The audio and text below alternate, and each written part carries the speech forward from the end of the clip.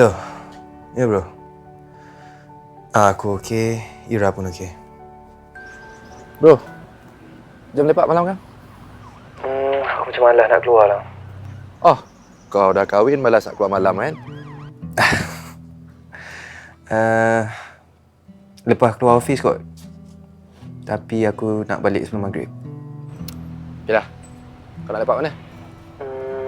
Tempat biasa? Jap. Aku confirm balik. Aku tak sure lah. Okey lah, nanti apa-apa beritahu aku. Alright. Okay, bro. You, kalau nak pergi lepak dengan Syazlan, pergi je lah. I'm okay. I tak halang, okay? Tengoklah macam mana. Apa cerita pengantin baru? Tak ada dengar apa-apa ke? Macam masih sama aja. Tak ada apa yang berubah pun.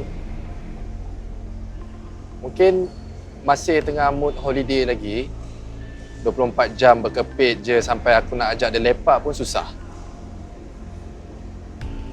Macam tak berkesan je benda yang kau buat tu. Inilah masalahnya dengan orang muda macam kau. Tahu nak berjaya terus je kan? Kau tak tahu tau permainan aku. Aku tak main game kecil-kecil ni, okay? I go big all the way. So kau tak payah nak pertikaikan aku tau. Bila cinta kita